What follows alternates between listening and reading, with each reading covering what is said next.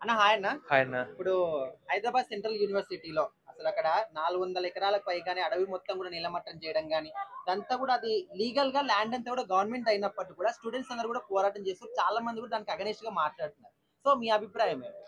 నాకు దాని గురించి అసలు మీకు సరిగ్గా తెలియదేమో. నేను చెప్తున్నా వినండి. ఉమ్, స్టార్టింగ్ అది గవర్నమెంట్ ల్యాండ్. ఆ ల్యాండ్ ఏం చేశారంటే 400 ఎకరాలని చంద్రబాబు నాయుడు గారు వాళ్ళకి సంబంధించిన బిఎన్ నాయుడు, బిఎన్ రావు తనకి ఇచ్చేసాడు ల్యాండ్ 400 ఎకరాలు. ఉమ్, అది తన ఇచ్చి 6 నెలల ముందు ఇచ్చాడు. తన ఓడిపోయాడు, దిగిపోయాడు. ఉమ్, రాజశేఖర రెడ్డి గారు ఇంత ల్యాండ్ ఎలా ఇస్తారని చెప్పి అది యూనివర్సిటీకి ఉపయోగపడద్దు అని చెప్పి కోర్టులో కేసు వేసి ఉమ్, 18 సంవత్సరాలు పోరాడితే మొన్న వచ్చింది ఉమ్, ఆ ల్యాండ్. ఉమ్, ఆ ల్యాండ్ ఏం చేశారు, అది ఏ యూనివర్సిటీకో లేకపోతే అడవికో దేనికో ఉపయోగించాలి. అందులో మూగజీవులు ఉన్నాయి, అవును, మన పికాక్స్ ఉన్నాయి, లేడులు, దుప్పులు ఎన్నో ఉన్నాయి. అవును, అది కరెక్ట్ కాదు. ఇప్పటికే హైదరాబాద్ లో వేడి పెరిగిపోయింది. ఉమ్, ఏ పొలిటీషియన్ అన్నా మొక్కలు వేయమని చెప్తాడు.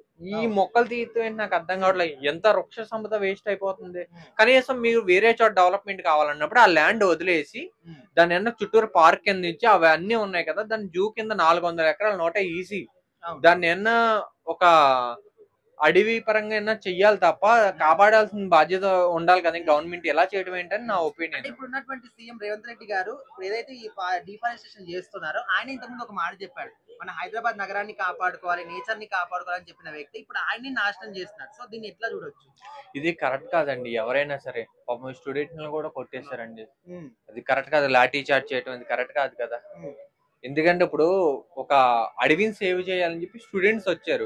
మిగతా రాజకీయ పార్టీలు కూడా పోరాడాలి కదా. ఏం పీకుతున్నారు నాకు అర్థం కావట్లేదు. బిఆర్ఎస్ అనగా, బీజేపీ అనగా, సిపిఎం అనగా, సిపిఐ అనగా ఏం పీకుతున్నారు నాకు అర్థం కావట్లేదు.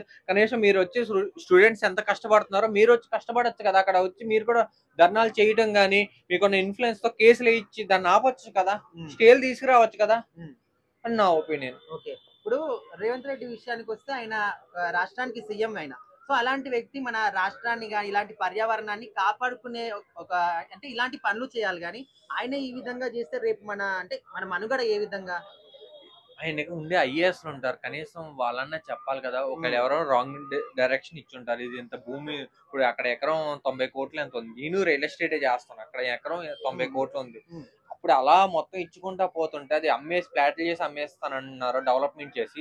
దాని బదులు అది వృక్ష సంపద ఉంది, దాన్ని ఆపేసి వేరే చోట డెవలప్మెంట్, అదే డెవలప్మెంట్ వేరే చోట పెట్టి అమ్మొచ్చు కదా. గవర్నమెంట్ బోల్డ్ ల్యాండ్స్ ఉన్నాయి కదా. ఉమ్, ప్రైవేట్ వ్యక్తులకి చంద్రబాబు నాయుడు దారదత్వం చేస్తాడు. కొన్ని వేల 100 ఎకరాలు 5 దగ్గర లాక్కుని ఉమ్, పెద్ద పెద్ద బిజినెస్ మ్యాన్ దగ్గర ఉన్న భూములు లాక్కుని డెవలప్మెంట్ చేయండి. మీరు ఎంత తక్కువ రేటుకి ఇచ్చేసారు. ఇలాంటి అడవి భూములని, ఇలాంటి వృక్ష సంపద ఉన్నది, ఇంకోటి ఏంటి, ఇలాంటి అడవి భూముల్ని చేయడం కరెక్ట్ కాదు కదా. సో అలాగే ఎందుకంటే ఏం చెప్తారు? అది యూనివర్సిటీ కన్నా ఉపయోగించాలి, అడవి కింద ఉంచాలని నా ఒపీనియన్.